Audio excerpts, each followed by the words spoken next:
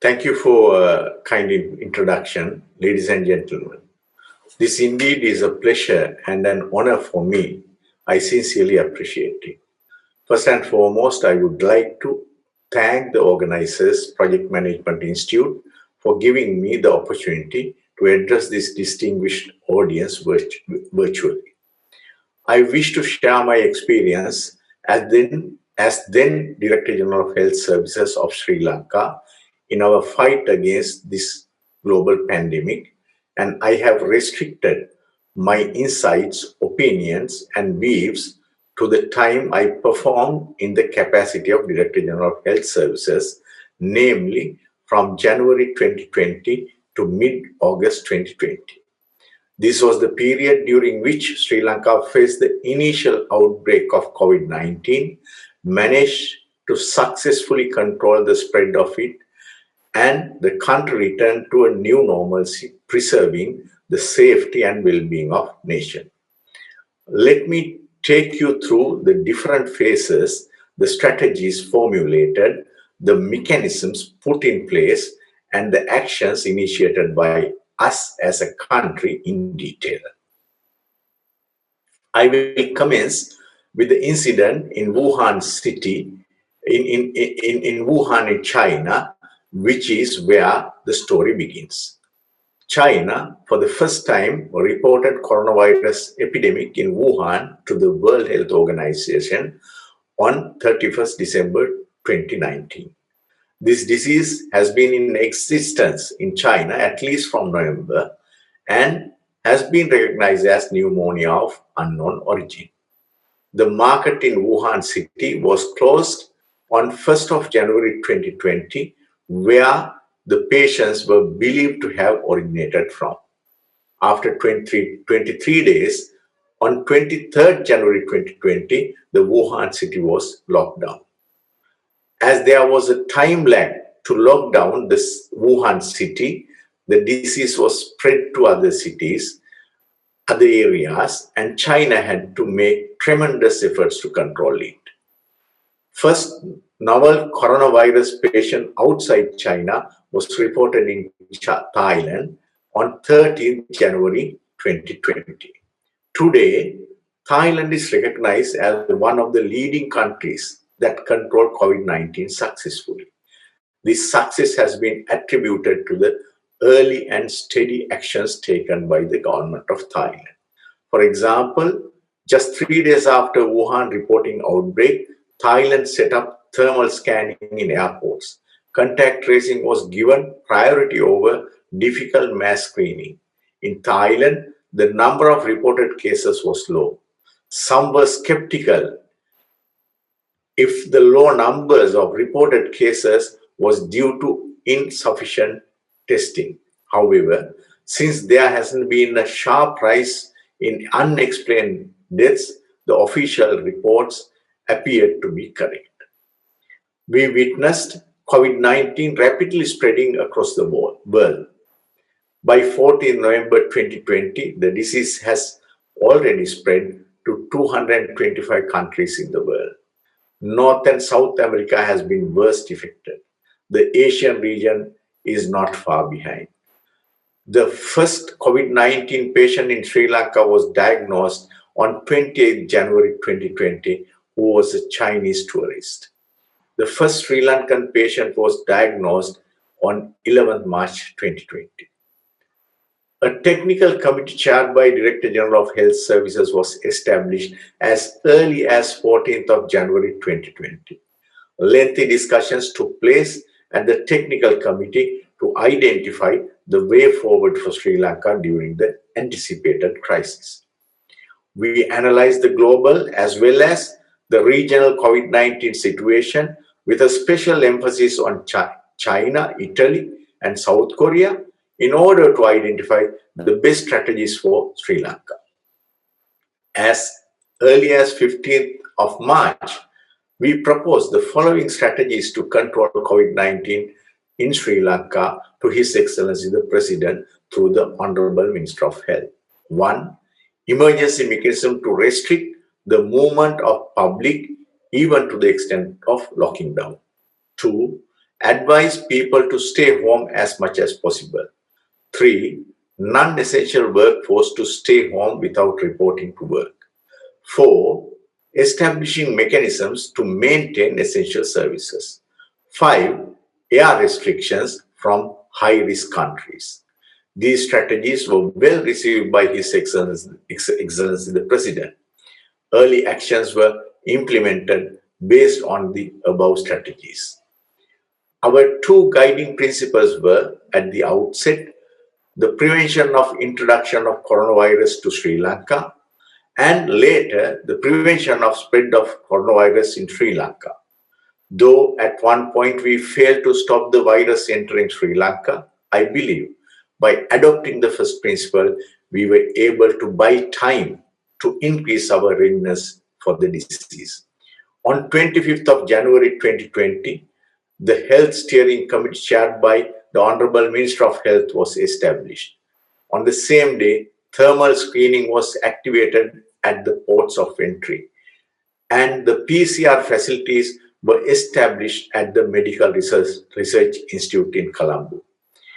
It should be noted that Sri Lanka was one of the first countries in Southeast Asian region to develop its capacity to diagnose COVID-19. On 29th of January, issuing of online visa by Sri Lanka was suspended.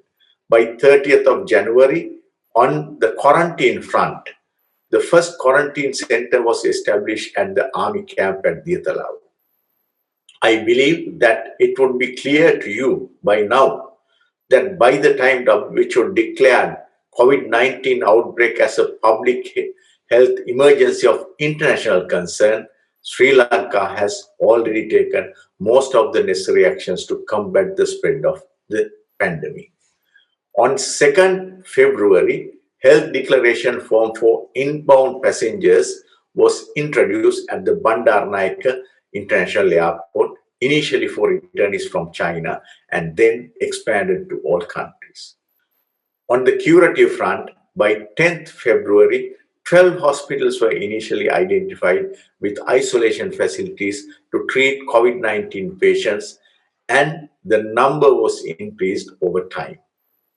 In addition to the National Institute of Infectious Diseases, we transformed certain hospitals as COVID treatment facilities, starting from Valikanda and Iranavela treatment facilities.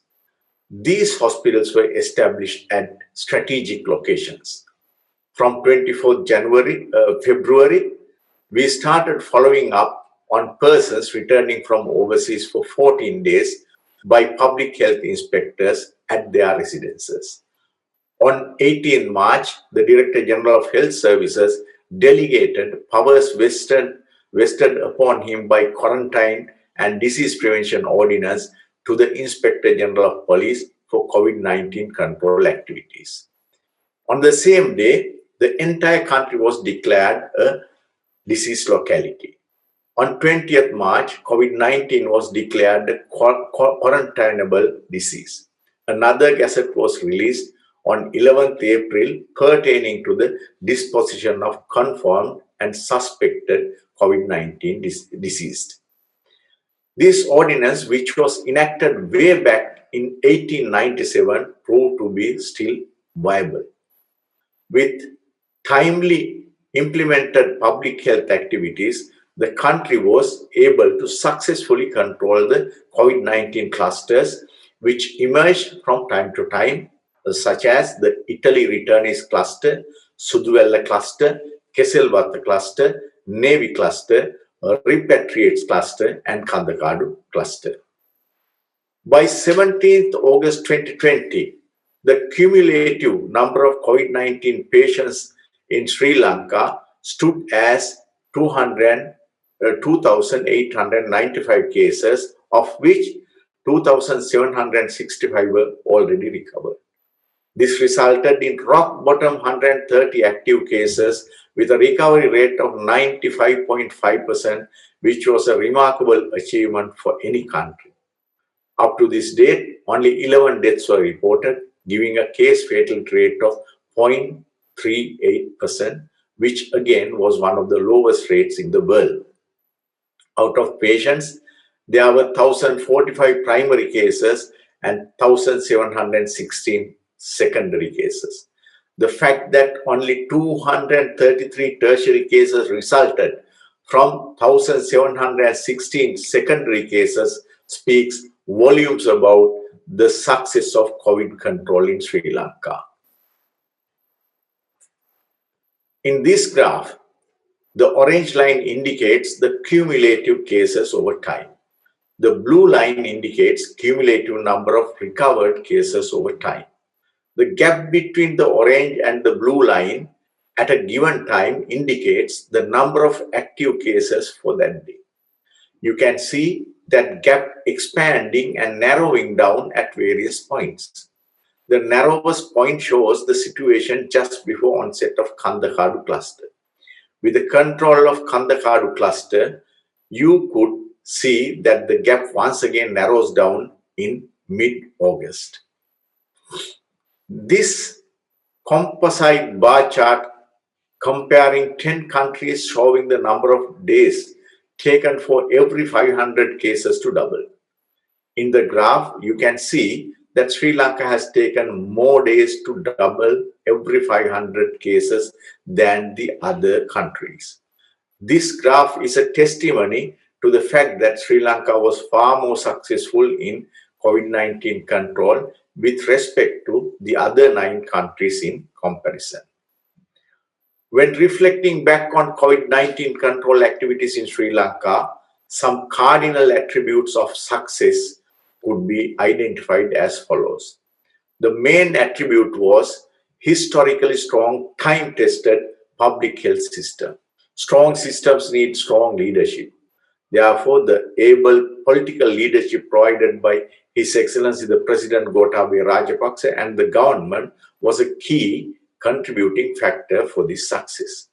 The principles of epidemiology were put into practice early and decisively through implementing evidence-based disease control strategies. For instance, promoting physical distancing, admission of all positive patients to health facility, intensive contact tracing, stringent quarantine mechanism, targeted PCR testing, and effective use of the Quarantine and Disease Prevention Ordinance were among such evidence-based strategies. Out of these, the decision to admit all COVID-19 patients to a healthcare facility was of paramount importance to curb the spread. The strategy of PCR testing in Sri Lanka was different from that of a country with social transmission of the disease. When South Korea went rampant on PCR testing, there were voices stating that Sri Lanka testing was insufficient. There were 2 reasons why South Korea had to depend heavily on PCR testing. One is the social transmission of the disease, and the other was the absence of public health system in that country. In contrary, Sri Lanka was at the level of cluster transmission and the disease was well under control. Also, as I mentioned earlier, Sri Lanka has a well-knitted public health system with a field arm. Therefore, the targeted PCR testing was the key in Sri Lanka. However, we realized that we had to increase the PCR capacity, and we have been doing that throughout. The core strengths of organizations were called into action through a whole of government and whole of society approach. The role played by the Sri Lankan army in quarantine and the role played by the state intelligence services in contact tracing was unparalleled, and without their services, the mission would have been quite difficult. The WHO, the development partners, private sector and civil society actively contributed to address the challenges effectively and efficiently during the outbreak. The technical inputs of experts were given serious weight and consideration when making public health decisions. Healthcare workers rising to the occasion with compassion and care made the fight against COVID-19 vibrant. Effective management of media through a comprehensive risk communication strategy worked well for us. At the initial stages, when the social media was creating a negative impact, our tactic of providing lead stories on a daily basis to mainstream media worked really well. With time, mainstream and social media both contributed productively to the cause. During lockdown, the government developed mechanisms to distribute essential goods and maintain essential services. The home delivery of pharmaceuticals to the patients by hitherto non-operational postal services due to COVID was an innovative solution of tremendous worth. There were many such innovative solutions made to address complex problems. Sri Lanka is a country with a significant proportion of overseas workers. Owing to the global COVID situation, the government took right measures to repatriate them in a systemic manner, creating a safe corridor so that the virus did not spread from them. Still, during lockdown period, Sri Lanka introduced the workplace guidelines on prevention of COVID-19 in workplaces to sustain the economy and well-being of people. With the country situation improving, Sri Lanka started introducing exit criteria.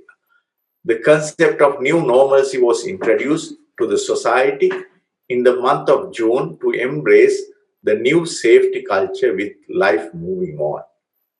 Sri Lanka has gone down in history as one of the few countries which held a successful election under strict COVID health guidelines. In the month of June, health guidelines for conducting the elections amidst COVID-19 outbreak were released by the Ministry of Health and Indigenous Medicine in collaboration with the Elections Commission of Sri Lanka. The parliamentary election was held on 5th of August 2020 with all Sri Lankans setting an example of adherence to health guidelines. With all this emphasis on the new normalcy, which requires committed discipline from authorities and public alike, we witness certain lapses and excesses in the society. The country at times seemed to have taken for granted the limited freedom that was on offer. One such classic example among a number of them was holding the International Book Fair at the BMICH in September this year. This book fair is considered to be the single event with the highest footfall in the country.